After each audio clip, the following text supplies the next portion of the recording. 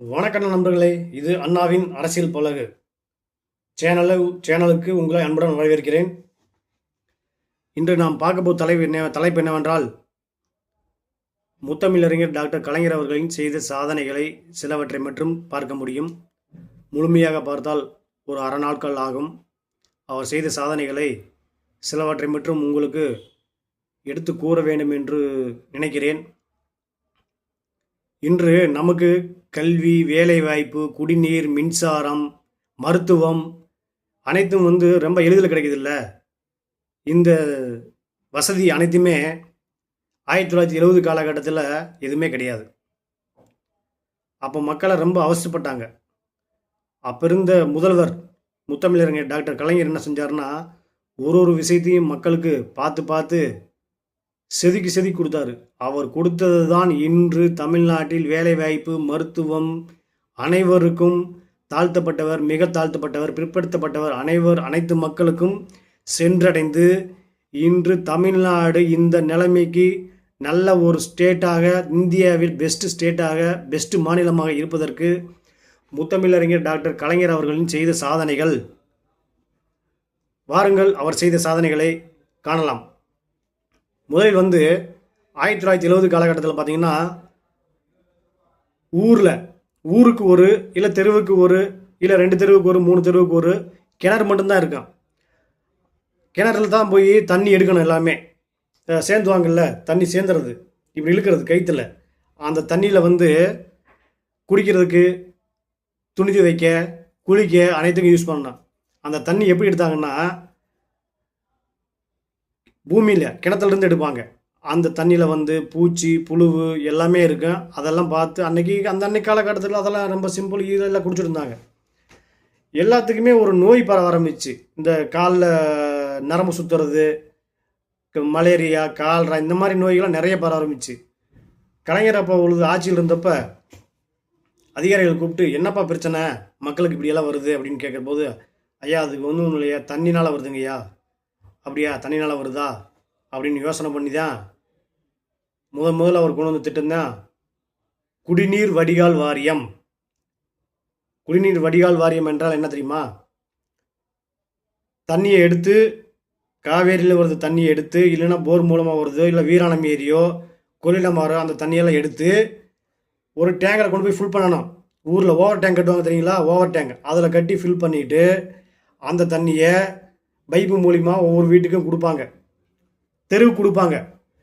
அந்த தண்ணி குடித்ததுக்கப்புறம் தான் மக்கள் கொஞ்சம் நிலையான வாழ்க்கைக்கு வர்றாங்க. அவங்களுடைய வேலை வாய்ப்பும் மிச்சமாச்சு, நேரம், அதான் வேலை வாய்ப்புன்றது மன்னிக்கும், நேரமும் மிச்சமாச்சு.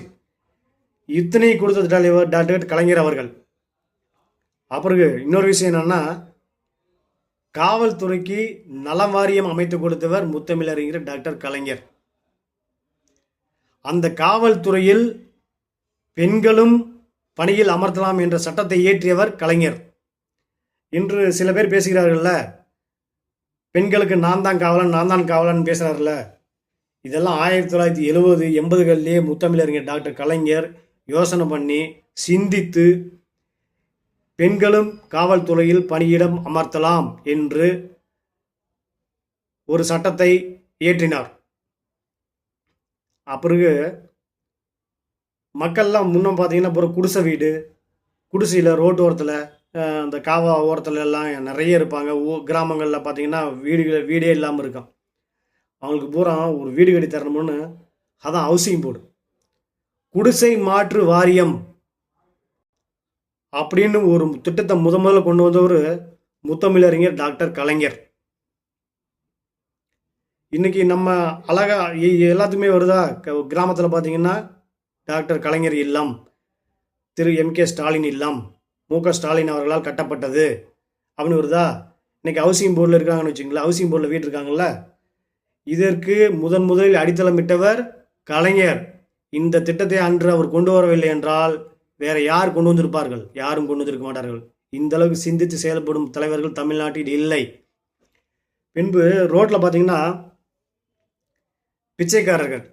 பிச்சைக்காரர்கள், தொழுநோய்னா உங்களுக்கு தெரியும் இல்லை, அந்த ஒரு மாதிரி காலில் அரிப்பு கையிலெல்லாம் அரிப்பு எல்லாம் சீப்பிடிச்சு இதெல்லாம் இருக்கும்ல, இவங்களும் மக்கள் தானே, இவங்களை காப்பாற்ற வேண்டும் என்று பிச்சைக்காரர்கள் நலவாரியம் என்ற ஒன்றை உருவாக்கி பிச்சைக்காரர்களுக்கு தங்கும் வசதி, உணவு வசதி அனைத்தையும் ஏற்படுத்தி கொடுத்தார். தொழு நோயாளிகளுக்கு சிறந்த மருத்துவத்தை கொடுத்தார். அவர்களுக்கு தகுந்த மாதிரி வேலை வாய்ப்புகளை உருவாக்கினார். எண்ணற்ற சாதனைகளை செய்தார் முத்தமிழறிஞர் டாக்டர் கலைஞர். பின்பு கிராமத்துலலாம் பார்த்தீங்கன்னா ஃபஸ்ட்டு மண் ரோடு, கல் ரோடு, செம்மண் ரோடு இந்த மாதிரி ரோடு தான் இருக்கும்.